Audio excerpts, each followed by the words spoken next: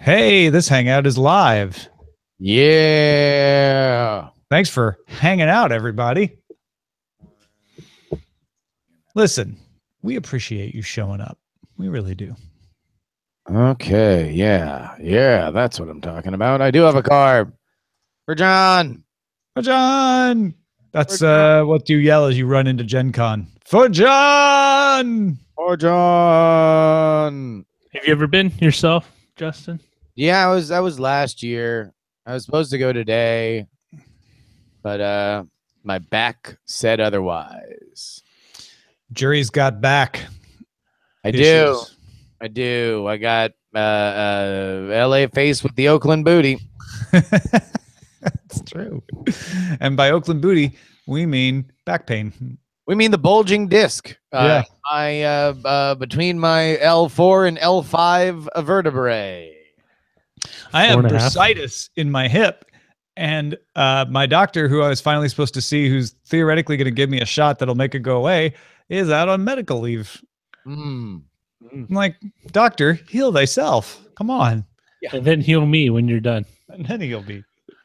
Yeah, I'm starting to get a little impatient on. I'm supposed to get this cortisone shot next week, but I'm also like, man, how long does it take you to get the packaging off? Like, let's get this show on the road here, people. I mean, like heroin addicts do it. Well, why can't we figure this out? And they need jobs. So They just need to invent that telemedicine sarcophagus that you lie in, and then the doctor remotely does whatever they need to. Yeah. All right, ladies and gents, shall we? Let's roll. Oh, I just realized I didn't do that. Hold on just a second. Okay. Here we go. Daily Tech News Show is powered by you. Just you. Find out more. Head to dailytechnewsshow.com/support. This is the Daily Tech News for Thursday, August 17th, 2017. I'm Tom Merritt, Justin Robert Young alongside. How are you? Oh, Tom, I'm living the dream. I'm very, very excited to be here yet again with everybody for what I think is a stellar day of tech news. There are, I'm not going to lie to you guys. Sometimes we do this rundown and it's a real stretch. We have to really figure out a way to polish up, put lipstick on a pig. But today is not one of those days. We have news on news on news. It's funny you say that. I don't mean to sideline because you're right. This is a thick day with good, solid topics. Yes, why I do this is I'm always puzzled when you guys say that. Patrick Beja, I mean, everybody's like, "Oh, there's just not much out there today, huh?" And I'm like, "What are you talking about? There's this, this, this, this." It's just sometimes they lend themselves more easily to discussion than others. You are a unique case, and there's a reason why people have gone years and years and years every single weekday hearing your lovely voice in their ears talking about tech news, because you indeed speak the language of the forest. You do not you never get lost in the trees. You know them as your home. And one of the children of the forest is our producer, Roger Chang. I don't even know what I meant by that, Roger, but just wanted to make sure I didn't forget to introduce Roger, who pops in every once in a while. How's it going, Roger? I'm good. I will pop in at the appropriate time when popping is required. Excellent. Let's start with a few tech things you should know. Nielsen is launching Nielsen Esports to create reports focusing on sponsorship, valuations, investment strategy, of course, audience measurement. This to combat the perception that esports is already bigger than the NBA, I guess. Well, and to effectively give esports a valuation point in which they can go look for the appropriate kinds of sponsors and then have a metric that advertisers can say, okay, well, we paid X for this tournament. This tournament is bigger or is projected to be bigger. We will pay Y for it. We want measurements that we can all agree on is why Nielsen exists. Alibaba reported profits rose 96% year over year and revenue grew 56%. Growth mostly came from e-commerce, and significantly, business outside of China grew 136%, led by shopping sites Lazada and AliExpress. Yeah, so we talk a lot about Silicon Valley companies working hard to get into China. Successful Chinese companies are working hard to get out of China. It's one thing to think about the difficulties of breaking a market with vastly different rules. And those companies who thrive under those rules may have difficulties in reverse. And by the way, AliExpress, if you ever want some bizarre stuff, do yourself a favor and traipse through AliExpress. There is some weird stuff there. Google's launching a feature called Questions and Answers for Google Maps for Android and mobile search today. Feature lets users ask and answer questions about businesses that show up in the listing when you click on them on the map. Seems like a cool idea and is a novel way for Google to get into the more informational space, as their like Yelp clone stuff is oftentimes sparsely populated, but I'm sure it won't get abused. All right, here's some more top stories. The Essential phone now available to order in the U.S. for anybody. Don't have to be one of them pre-registered suckers like me. Anybody can order it from Sprint, Best Buy, and on Essential's own site. You'll get different shipping estimates depending on where you order it. Phone sells for $699. You get a $260 discount on that price if you do order it through Sprint. In a blog post, Essential founder Andy Rubin promised that Essential phones will get at least 2 years of software updates and 3 years of security patches, pretty much in line with what Google promises for the Pixel. Rubin also promised new accessories like the Snap-on 360-degree camera every few months. Although as a pre-registered Essential buyer, I did not get the opportunity to buy the 360-degree camera add-on, even though I think I had pre-registered for it. Maybe I forgot. Safe to say also that Essential has had a little bit of a troubled launch here. They lost some key staff members along the way. The phone was about 2 months delayed from when they initially said it was coming out. Tom, is the Essential phone going to make it to its first birthday? Oh, it's going to launch. I fully believe that I will get one and be able to report back whether it's worth all of this hype and Sturm and Drang, which is the only reason I'm getting it, is to try it out. Does it make it to its first birthday? I mean, the big question, I think the bigger question, I'm not trying to avoid the question. The bigger question is, do we have an Essential 2? Or is this it? Is it Essential and then inessential? Unessential. Sure. Yeah. I mean, I guess that would be more where I'm at. I'd say 50-50. Oh man, you are the worst. And you are just number one. It's a yes or no question. And you told me 50-50. No, you asked for over under. I'm 50% chance. Okay. That's also not how you do over unders. You choose either over or under. You don't say, well, there's no point spread with an Essential phone. No, but geez, Tom. Okay, I'm gonna one day we're gonna go to Vegas and I'm gonna explain all of it. Missoula, and you'll sit down and. I swear, there is some degenerate gambler that listens to this show that very much appreciates that I keep everybody straight on what and over. No, you're absolutely right. There's probably more than one. The Operando project has released an open source privacy management tool called Plus Privacy for social networks. Users can manage privacy settings for Facebook, Twitter, LinkedIn, and others in a unified dashboard. A single-click privacy function will set all accounts to the most private values. You can also show a data collection of apps and extensions and offer alternate email identities. A feature still in development called Privacy for Benefit would let users trade private data for economic benefit. This seems like kind of an open sourced version of LastPass or 1Password, specifically designed for social networks. Tom, don't confuse people with passwords, because it's not about storing passwords. What it is about is easily managing your privacy settings. So I think I was thinking more of Privacy Badger, but it's not exactly like Privacy Badger either. It's kind of a mix between the two. So are you interested in it? I'm very interested in it. I love the idea of being able to hook it up to all my social networks and manage my privacy settings from one place instead of having to navigate all these different interfaces. Love the idea of one-click privacy when I'm like, you know what? I just need to shut all this down. Boom. Love that idea. Love the theoretical idea. I don't know how reasonable it is that companies might start to pay you to unclick those privacy settings. And we shift the debate from, do I have to give my data away for free or not use the service, to how much is it worth to you for me to give you this data? But here's my problem. This is an organization I'm unfamiliar with. This is not the EFF or anything like that. This is an organization that is new to me and is supported by the government, by the European Union. So I went to sign up for this because I love everything about it. It's open source. That's great. And the first thing it did is like, oh, you need to install this Chrome extension, which wants to modify websites and run scripts, et cetera, et cetera. And I backed right out of there because while many legitimate Chrome extensions need all those permissions, I don't know you. Yeah. And so I started looking around online. I found a Reddit thread from a few months back where they were taking questions from people and criticisms and responding and changing things. And a lot of the things they said they would change in that thread, they have changed. For instance, they give you a pop-up when you go to the site that says, hey, we will be using Google Analytics during the beta period. We're going to try to get rid of it after the beta period. And that was something in the Reddit thread that they said, yeah, we need to alert people that that's happening. So I feel a little better after that. But when I go and use Privacy Badger, I'm like, you know what? I know the EFF. I know they have good auditing, lots of eyes on them. I'm going to trust this. Something like this, I'm not saying they're not trustworthy. But when you're operating a privacy tool that has a connection to the government, I need a little reassurance from outside of your organization. Yes. Or there needs to be, I think, more transparency on exactly what is being done and exactly why these permissions are needed.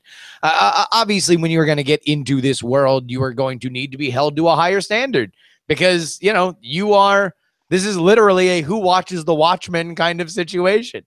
Yeah.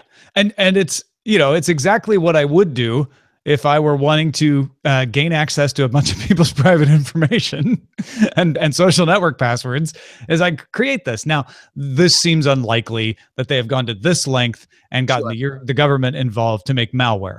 What I think could be a real concern is, okay, but how far is the government involved in this? Could they take this data themselves somehow, either, you know, not even necessarily directly, but later on demand, hey, you need to turn this over because you're funded by us? I don't think it works that way either.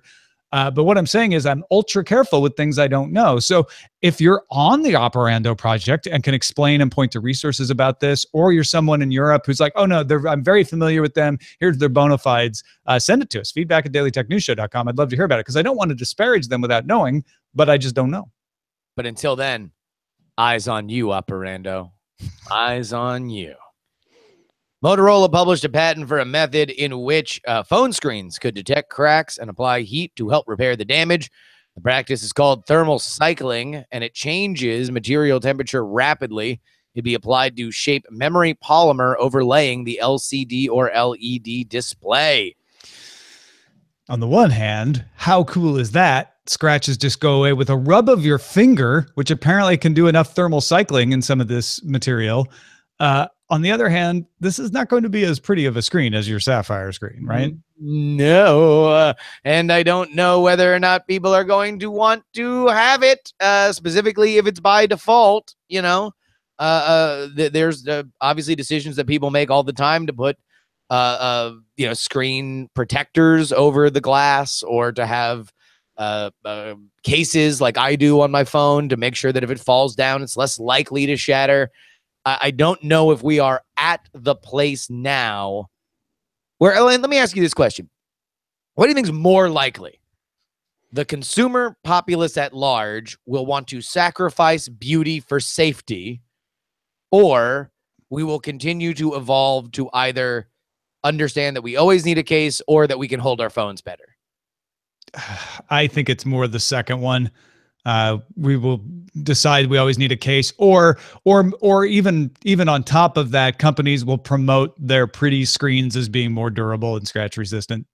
Yeah, I'm with you on that. I think that even now, somebody with a cracked screen, it's like, okay, whatever. You can suggest somebody to go get it fixed. It's usually fairly easy to get it fixed, and beyond that, it's not really even that much of a social problem anymore. You know, it maybe again, don't forget, this is a patent, and we tend to avoid talking about patents because a lot of times they don't end up turning into anything. This was just so interesting because of the ability to heal the scratches. There's no reason Motorola couldn't develop this into a pretty glass screen that also has the thermal cycling behavior, right? Yeah, and that would be super rad. Google launched voice calling for Google Home's the Google Home smart speaker in the US and Canada Wednesday. Users can tell the Home to call anyone in their contacts as well as local businesses. Calls are made to phone numbers. So for now, the Google Home can't be used to answer a call. Calls will show up in the caller ID with Google Voice or Project Fi numbers if available. Otherwise, the number will show up as unknown when you're ringing them from your Google Home. Tom, are you ready for phone calling from Google Home or the other smart home speakers? I sort of am. First of all, we don't have a culture that uses the phone as often as it did. Even though we have mobile phones, now people text each other to find out if it's okay to call. Yeah. So, the idea of saying, okay, Amazon, call Justin, is not as compelling as it was back when we all used phones all the time that were hooked up on our wall. Also, I think what this points out is the phone number system's a mess.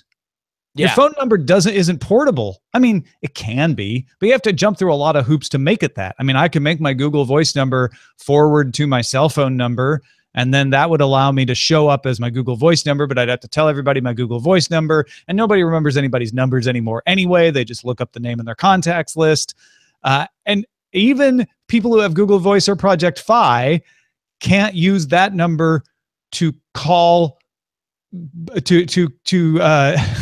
to what is it? Google Home Smart can call anyone in their contacts, but calls can't be used to Google Home can't be used to answer a regular phone call. You can't say call my Google Voice number and I'll pick up on my Google Home. Yeah. I mean, they could do that technologically, but obviously that's a little more complicated than they want to implement right now.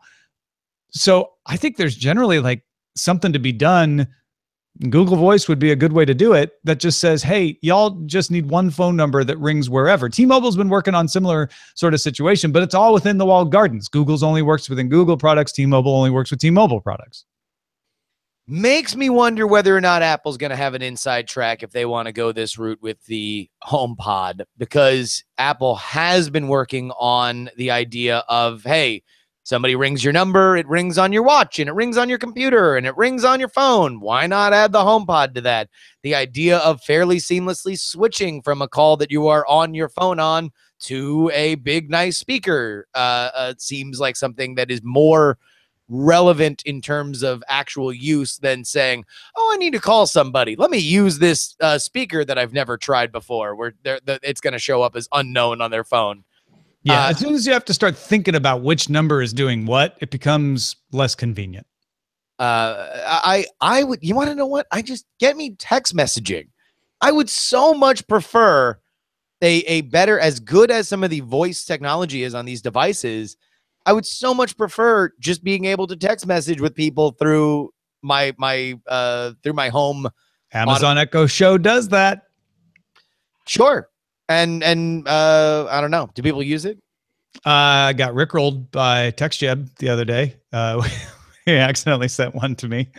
No, is that just to other Google Show or to other Amazon Echo? Yeah, I think it only works with Amazon. I don't think it goes to SMS. I could be wrong about that though. Yeah. So you need it ubiquitous. Yeah, for sure.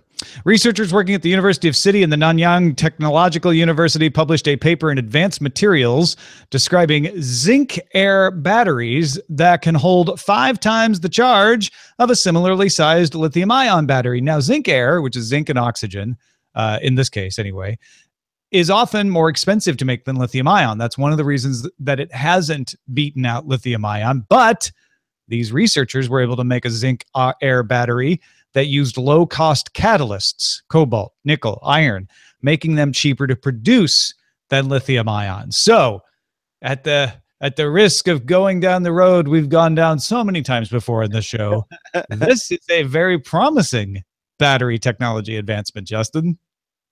It is indeed, Tom. I wonder, should it ever make it to manufacturing?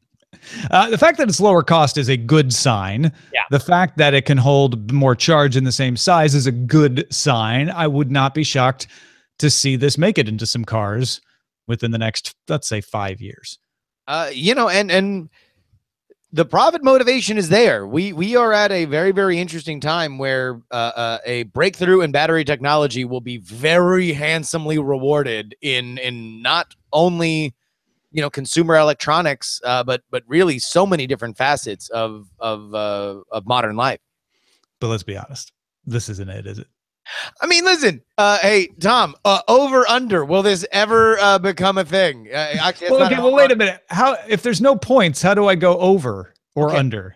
So over under is just, if I say there will be an essential 2 in a year, do you go over or under a year? That means that you are betting. Okay, so you're going over under that this makes it to manufacturing in what?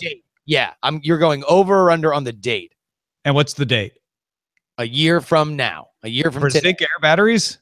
No. Now I'm back to the essential. Oh, you went back to the essential. Okay.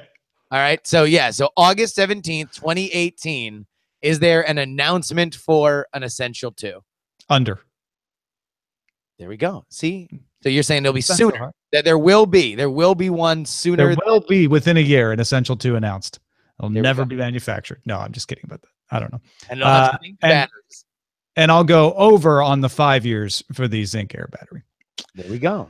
Folks, if you want to get all tech headlines each day in about 5 minutes, there are no gambling lessons, however, unlike this show. Subscribe to Daily Tech Headlines at dailytechheadlines.com, available on your Amazon Echo and in the Anchor app at anchor.fm. And I know folks on Google Home can get it through the Anchor app, and there's some issue with like how to get the latest version to show up. You kind of, the first time, have to play through all the old episodes, and they're working on that. So hopefully that will come soon. dailytechheadlines.com. All right, let's talk about CloudFlare. CloudFlare canceled the account of a neo-Nazi site Wednesday. In an internal memo obtained by Gizmodo, CEO Matthew Prince explains that he made the decision because he was in a bad mood. And in a related blog post, which kind of says all the same things as the memo, he said that the site claimed in comments that CloudFlare were, quote, secretly supporters of their ideology. And I think that's what put CEO Prince in a bad mood. So in the memo, he wrote, quote, having made that decision to remove them from CloudFlare protection, we now need to talk about why it is so dangerous. Literally, I woke up in a bad mood and decided someone shouldn't be allowed on the internet. No one should have that power. In the related blog post, Prince argues for a framework for removing content that allows publishers a right to due process and doesn't put the power solely in the hands of companies and their CEOs. This is a great power and great responsibility moment for CEO Matthew Prince. First of all, read his blog post because he does a great job of telling you all the parts of the internet. You've heard us talk about transit providers. You've heard us talk about CDNs and reverse proxies like CloudFlare before. It's all lined out in here as a way to get to that discussion of the framework. And if you're like, wait a minute, I don't understand how CloudFlare can take a website down if they're not hosted with CloudFlare. CloudFlare protects sites from DDoS. It does lots more than that, but that is the basic thing to understand, which is if somebody wants to flood a website with traffic to make it inaccessible, CloudFlare will kill those requests. It'll hide the true hosts and make sure that only legitimate requests get through. So when CloudFlare removes its protection, it's not removing the site from the internet. It's saying good luck with all these requests. It makes it easy for hackers to flood that target site with traffic and make it inaccessible. And in fact, CloudFlare had been contacted by hackers who said, hey, please step aside and let us DDoS this site. Yeah. Two things that I want to just set up before we get into this conversation, because I think they need to be separated. Number one, the CEO, Matthew Prince, it is very interesting and telling that he says, okay, I have this crisis of conscience, and it is all happening after I have retroactively dropped the axe on the Daily Stormer. So this is not him going back and reconsidering what he did. He is just saying, I did this.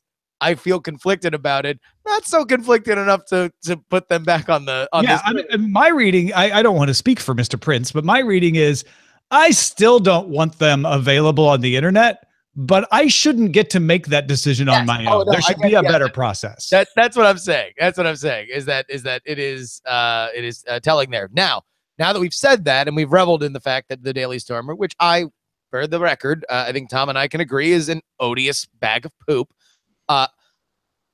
Let's put that in a box on what exactly the Daily Stormer is and how disgusting their ideology is. Let's put that in a box for now and talk about the greater framework of what Mr. Prince is trying to say. And this is a really good point, because this website is not illegal in the United States of America. It might be illegal in other countries. And so if you're in Germany right now, you may say, well, this is cut and dry. You take it off the internet. But in the United States, odious speech has strong protections, and there's long reasons for that. So we're not talking about a site that's illegal. Yes. And we are talking about a precedent that could be applied to any site that Matthew Prince did not find appealing to him if he wanted. Yes. Because as he said, look, he got personally infuriated by that comment, and he ripped them off the internet. Like, and that was that over. You know, slap his hands together and we're done.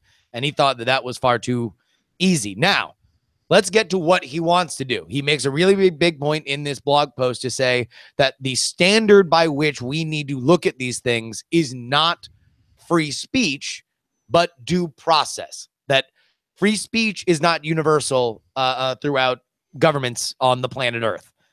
They vary greatly, even in G8 countries that we think of as the modern West, right? Like you said, Germany has very strict laws, specifically when it comes to Nazi or anti-Semitic kind of speech because of their history. They do not look at things in the same way that we do in America. However, something that is more uniformly understood is due process. And he is saying that combining that with the fact that there are increasingly few companies that you can go to get access to the internet means that there needs to be internal company side and linking together regulation and framework for how this should be done. And what is, well, here, go ahead. Do you think that that's a reasonable point of view? I like this. I like the logic he uses here to say, in the past, CloudFlare has terms of service that say we can remove our protection for any reason. That is the terms of service. And so any site could be found in violation. And they have used that flexibility to follow the laws of different regions, to be able to say to a website in Germany, I'm sorry, we can't reverse proxy protect you anymore because you're violating the laws of Germany, even if that site isn't violating the laws of the United States. They have the terms of service that allow them to do that. He's saying First Amendment rules are different. That's not a good basis for a worldwide web, but publishers should know the rules. And I think that is fair, because that makes it easier for Matthew Prince when he gets upset to say, okay, I'm upset. Am I upset with reason? Are the rules that are out there for everyone apply in this situation? And should I execute those rules? And you have a situation here where the rules are vague. He says in his post, you may believe this site should be restricted. You may think the authors of the site should be prosecuted. Reasonable people can and do believe all those things. But having the mechanism of content control be vigilante hackers launching DDoS attacks subverts any rational concept of justice. And this is the hard thing to get your head around, especially when you're talking about something where you're like, that is clearly wrong, is that's not enough. Yeah. The reason we have a judicial system is to stop everyone who thinks they're right from acting, and making sure that we are beyond a reasonable doubt of being right in applying the law. That means sometimes bad people will get away with things for a short amount of time. That means that you have to prove that they're being bad. But the reason you have those protections for bad people is because you need them for good people. You need them for someone who posted something that's a whistleblower, or posted something that is misinterpreted and a lot of people are angry about, but is in fact terribly important. Something like the Pentagon Papers, something like the Panama Papers. Everybody's got arguments about whether those two leaks were legitimate or not. But history, as far as the Pentagon Papers has shown, is that it was necessary historically for the people to know this sort of thing. And so you need clear laws about what's allowed and what isn't. Well, and here's the other side of it, is that unsaid in this blog post, but I think kind of looming in the background, is we're rapidly coming to the end of this idea that the internet's the Wild West. Like we are going to be, the final elements of this will be settled.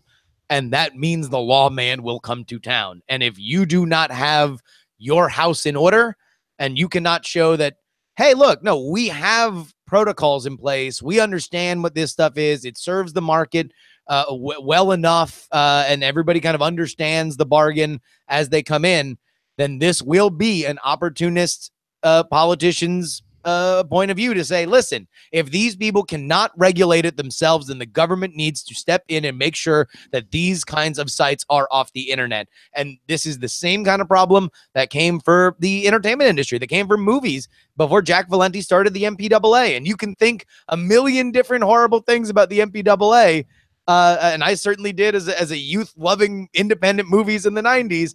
But the fact of the matter is that government would have regulated movies if he did not set up a regulatory board for which the body populace thought was doing a good enough job. And I think what Mr. Prince is saying here is we need to get our house in order, because otherwise it will be put in order for us by the government. I think that the problem here is not that Matthew Prince prevented a vile website from being accessible. The problem is he couldn't tell you why beyond his own anger and his own opinion. And that's what troubles him. And it's what troubles me is one person's opinion isn't enough. And you can say, well, we've got millions of people with the same opinion as Prince. He did the right thing, but you need to be able to demonstrate that. And there is no agreed upon set of principles in the industry that you can point to and say, it doesn't matter what anybody thinks. We can all look at these rules and see that they were violated. That's why you need them. And I really like your Wild West metaphor, because this is Matthew Prince saying, hey, we need to hire a sheriff to put some law in around here, because if we don't, the federal marshals are going to come in and run the town for us. Or just look, we need to figure out a way that we can run this through a system. So the next time that the Daily Stormer is out here saying that, yeah, no, CloudFlare is cool because they're totally into our white supremacist stuff, he can say, all right, no, to the protocol.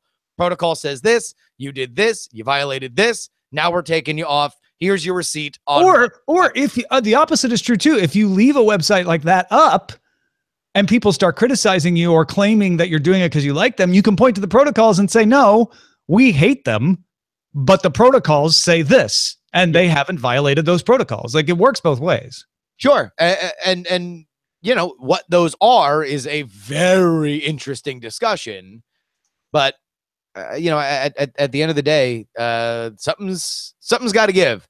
And also, this is only going to become more and more of a problem as, you know, the culture war has come to the Valley, Tom. And this is the reason why I wanted to make sure that we could put what the Daily Stormer is in a box so we can have this conversation, this larger meta conversation, is because it's very hard for people to do that right now, specifically here in the Valley. It's you saw how fast that you know, pile of gas-soaked rags went up with Google, and there were even some stories that we didn't put in the story today about old wounds of internal, you know, censorship at other major companies.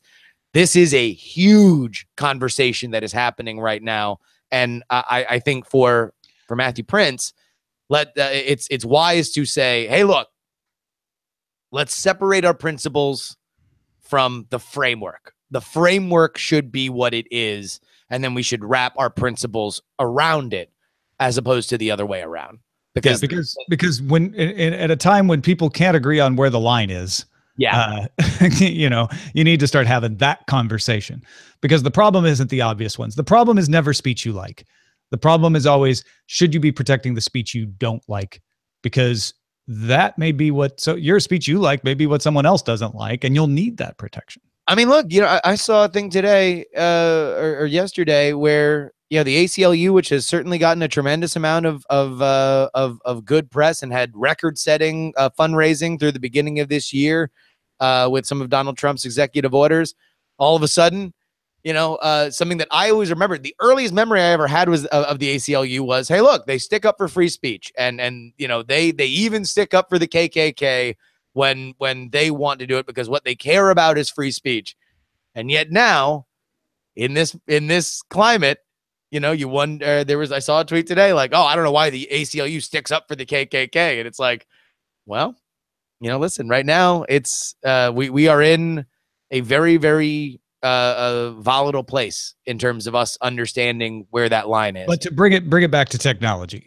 And the reason why we talk about this story, and we might not talk about other stories, is there's a lot of confusing issues out there about who gets to say what where. This one's going to impact you because Cloudflare, 10% of the internet goes through Cloudflare.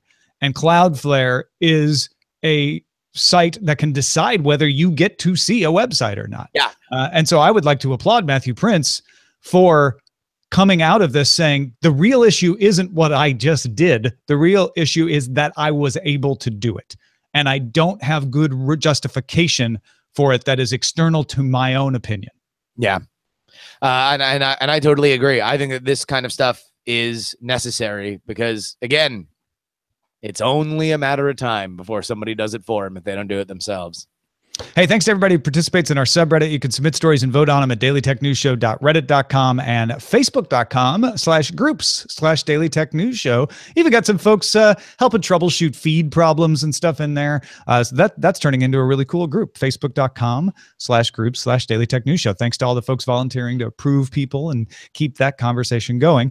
By the way, if privacy is on your mind suddenly because of talking about operando or the idea of websites being taken down, Cindy Cohn, executive director of the EFF, talks about privacy and its implications on the internet with Rob Reed in the most recent episode of After On, which I co-host with Rob. You can find that at after-on.com. It's the third episode in the series. Go check it out and send your pics to cool stuff to feedback@dailytechnewsshow.com. Real quickly, Scott Johnson and DTNS family, Sergeant Fudd writes, buyer beware with the MoviePass program. I signed up this morning after hearing about it on yesterday's discussion. The website wasn't quite clear if I could use it in the Bay Area, but I figured since they are based around here, I should be able to. And it's only $10. Gave them my credit card. They're completely upfront about charging you right away. But after paying and downloading the app, I can't find a single location near me. Their website and fax need some work. My recommendation is to stay off the bleeding edge on this service and wait a bit longer before giving them a shot. All right. Well, first of all, the website seems to be coming back. And second of all, you may find a lot of reassuring information in a CNET article from Sean Hollister, who interviewed MoviePass CEO Mitch Lowe. He explained his system doesn't require cooperation from AMC Theaters or anybody else. It just acts like a credit card. So the fact is, Sergeant Fudd, you'll be able to go to a bunch of those places. It's just that their website wasn't working at the time when you looked. 6% of theaters in the U.S. are integrated with MoviePass at the point of sale, allowing you to do things like buy concessions through the app and with the card. But a bunch of them aren't. It just works like a credit card, and there's really nothing they can do to stop it working unless they stopped taking credit cards. That's fascinating, and it's a smart way to do it. In fact, I would say it's the only way to do it because these movie theaters are panicked and they are losing money and they do not want to have any kind of cheaper way of you getting into their theaters. All right, that is it for this episode and a thick episode. I was right when I said that earlier in the show. Justin, Robert, Young, what else you got going on? Well, I'll tell you what, I'm sure that there are plenty of folks who are listening right now that will be in Indianapolis or already in Indianapolis this weekend for Gen Con, the 50th anniversary of the convention begun by Gary Gygax himself, celebrating tabletop games. The first one was 50 years ago at his house before it was even Gen Con. He just had a little get together, and then 1 year later started it at the Geneva Convention, or he called it was Lake Geneva where it was, but the Geneva Convention. So we will be there. Well, I was supposed to be there. John Teasdale, my co-creator on The Contender and Action News, will be at the Escape Room right around the corner from the convention hall. Just go to escaperoomindy.com for the address. Right up there in the lobby, John will be demoing Contender and Action News. We will have an exclusive Action News card for anybody who backed the Kickstarter or registered, pre-bought, which you can do right now at actionnewsgame.com. Just show the email that you bought it or you backed it, and you get an exclusive card only to be distributed at Gen Con and the 50th anniversary. Ooh, that's cool. Go check it out. Turn your Gen Con into a John Con by looking for John Teasdale. That could be misinterpreted. Just look for Teasdale. Hey, thanks to everybody who gives a little value back to this show for the value they get from it. We rely on patrons like you to make the show possible. We don't take any kind of advertising. And as of yesterday, we had 20 fewer patrons than last month. We now have 18 fewer patrons than last month. So thank you for giving us a net 2 increase in our patrons over yesterday. Our goal every month, we always lose a little at the beginning because people's credit cards go bad or whatever. And our goal every month is to get it back to at least, if not more, than 1 more patron every month. And we want to hear from all of you. Please fill out our latest survey if you haven't already. Big thanks to everybody who has at dailytechnewsshow.com/survey. It'll only take you a few minutes. Our email address is feedback@dailytechnewsshow.com. We're live Monday through Friday, 4:30 p.m. Eastern, 2030 UTC at alphageekradio.com and diamondclub.tv. Our website, of course, is dailytechnewsshow.com. Back tomorrow with Shannon Morse and Len Peralta. Talk to you then.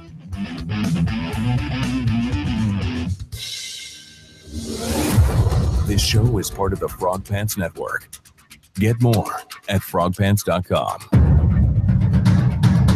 Diamond Club hopes you have enjoyed this program. Over. Boom. Over. Under.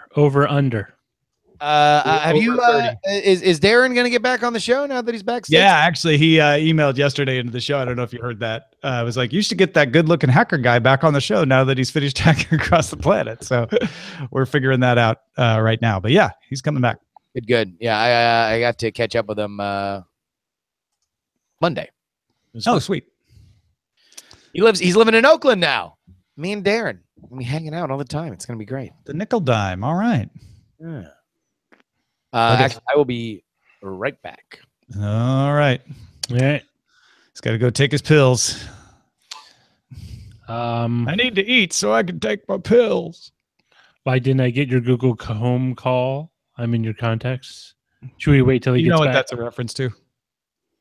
There's a song called Mass Text. Why didn't I get your mass text? That's why that's. No, I don't know that song at all. Yeah. But I'm explaining why it's getting so many votes where you might look at it and go, Wait, who sang it? Tay Allen. Don't know it. You should look it up. Anyway, carry on. All right. Big, thick news. Prince among sensors. Hey, I just bought you, and this is crazy. Here's a number. Call it maybe. That, if you don't know, there's a song called Call Me Maybe by Carly Rae Jepsen. That's probably why that's getting some votes. Right. Over under. Esports gets a Nielsen rating of elite. I don't know you Chrome extension. Google phoning home. Mo news is good news. Essential launch a decline. Trust us, we're with the government. Screening our scratches. Scratch, heal thyself. Tom, over or under. Back to the essential. New battery tech on manufacturer's hype.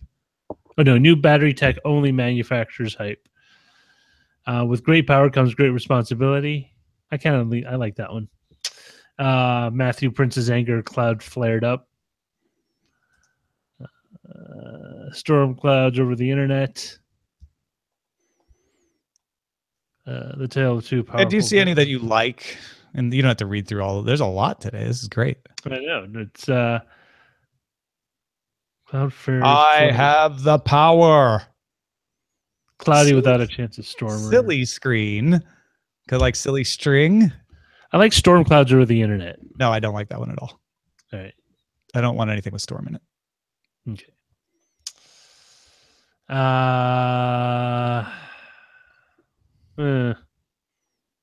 Cloudflare's silver lining. Not bad. No. No. Okay. I'm just being a jerk. That's fair. The problem is I just shot yours down. You get to shoot mine. Oh no. The reason why is because it just makes the whole thing look negative. Yeah, that's a good point. Which I don't necessarily agree with. There was one earlier. How about with great power comes great responsibility? Yeah, I'm cool with that one too. I mean, if it's good enough for Spider-Man or Peter Parker. We'll give it a couple more seconds while I export. I'm pretty close though. Yeah. It's once you start inserting humanity into things, it just gets really complicated. and Justin Robert Young. Yeah, I like with great power. Let's do that one. Cool. I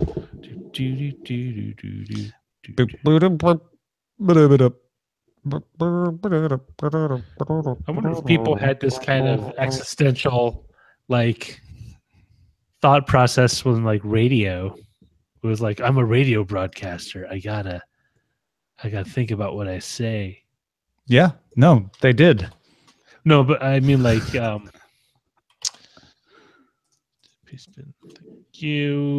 you, W. Scottis1 for the paste spin. What do we settle on? With great power comes great responsibility.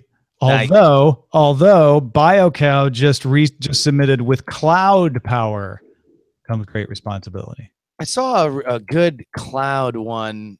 Oh, a no one cloud should have all this power. The Kanye West reference, and I really like.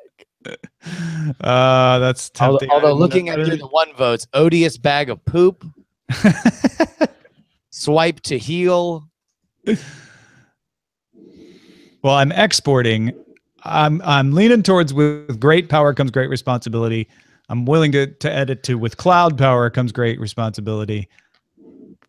And you'd have to make a good argument for me to change off of those. Yeah, I think let's just stick with it's a serious topic, so yeah, let's stick with the straight Spider-Man quote. It's a serious topic. We need to stick to the classics. Or we can just go with big thick news. Yeah, that's what I said. Or those are the words that I used. Esports gets a Nielsen rating of 1337. Oh man. Yep, that's going to be our slogan now up on the website. Yep, big thick news. You like your news thick and rich. I will stop myself from riffing further on this. How'd that Jade Druid work for you? You know, the games are just so long. Yeah. Is it kind of an attrition deck? It's just like the name of the game is take their minions off the board and just continue to put massive minions on the board until they cannot deal with it. Mm-hmm. Which I like. I like that style. I like either that or face. Yeah. The old face hunter was fun for me because you didn't have to think, like when you just wanted a break. Yeah, I can't wait until somebody cracks an aggro deck for this meta because there's no real. I've been using a what they're calling a face hunter. It's really a mid-range hunter. It's like 50-50 though. I only use it when I have a hunter quest, and I'm like, well, this will get me to whatever number of hunter wins I need. I did beat a mage by double innervating coin on like turn. I guess it was turn 2 to get my druid death knight. Oh wow. And I won that one, but in general, I don't know. I don't know how much I like it. I feel like I'm gonna wind up either trying to find a more mid-rangey druid or just, I don't know, looking for some aggro. Sounds like a song. Looking for some aggro. Sung by better men than me.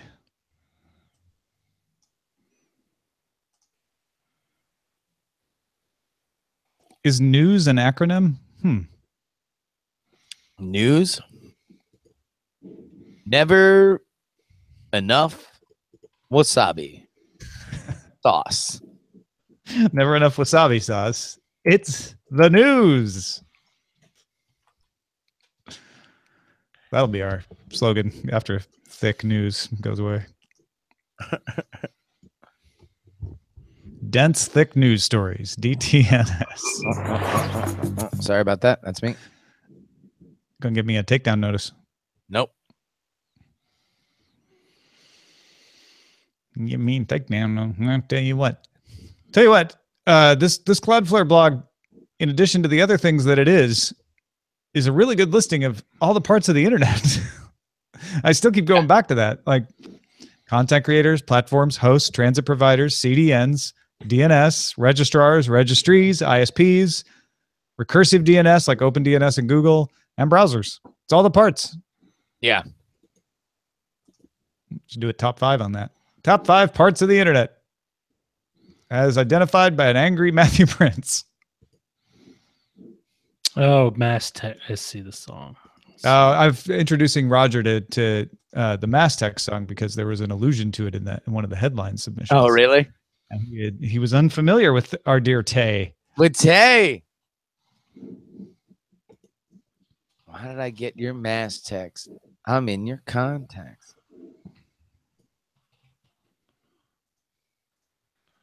Oh, man. God, that was so funny.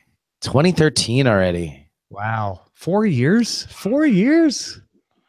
Oh man, this is drilling a hole in my head. Yep. In the Wow. best possible 3 million. 3 million views for Tay Tay. No kidding. Good for her. Now, Roger, just keep in mind she's a friend. Okay. It's the best song I've ever heard, Tom. That's not what I expect you to say. It's not what I'm getting at.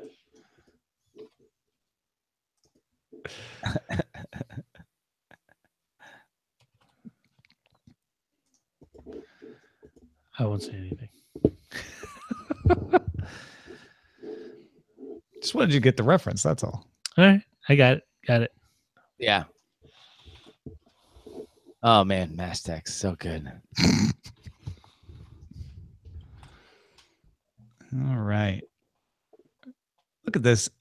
By the way, I don't say this enough lately. Ever since Ethan Kane in the old chat room hit me up at the Salt Lake airport to do some show notes, he has been like the Joe DiMaggio of show notes. Like he's just in there every day, even in days when he's like called into service for other things.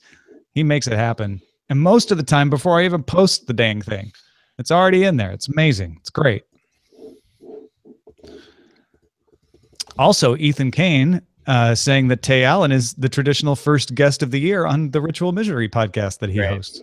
Nice. Or maybe, I don't know. I can't say. I'm going to listen to some Tegan, Sarah. Okay. That's fair. All righty. I was going to say something. I don't know what it was. Say something in the post show. Oh, no, it was yesterday. Man, I keep forgetting. So did you put it in? There was an email. Did we talk about it already? There was an email about post show stuff. I did not. Did we talk about it already? Maybe we talked about it a couple of days. There was one I put in. Oh, for yeah, Tuesday Sonia. show. It was from Tuesday. Sonia, Miss Music Teacher, wanted to chime in on the discussion about being a latchkey kid. She says, I too was a latchkey kid. I was given a key to the house in 6th grade. I know it was 6th grade because it breaks my heart to remember where the key was kept. My mom put it on an extended length of chain and bolted it into my Star Wars TIE Fighter lunchbox. Oh, no. At least I don't have to be sad that I didn't keep my Star Wars lunchbox, since it wouldn't be worth anything having a hole punched in it.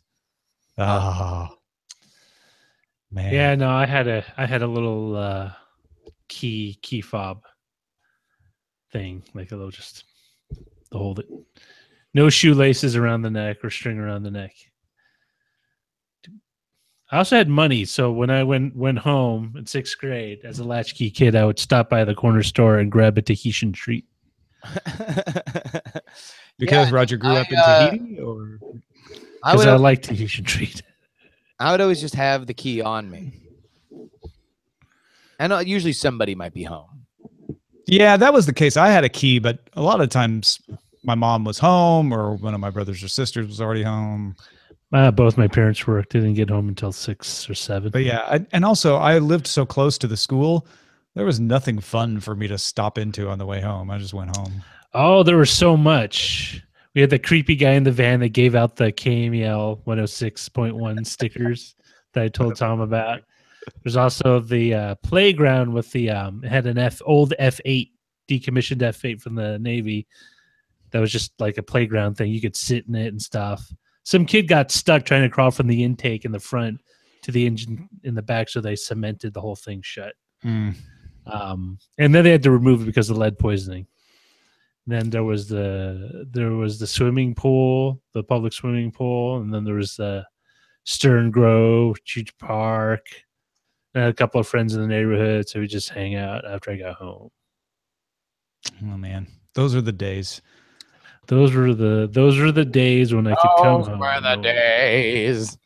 Actually, I kind of liked coming home without my parents around. Yeah, then you like just that private time. You just be messy and not have to worry about it till they get home. Yeah, kind of feel that way when Eileen isn't home. It's like you can relax, you can breathe out a little bit. And I could be messy. Nobody cares. I'm actually not the messy one. All right, thanks everybody. Adios. We'll see you tomorrow. Peace.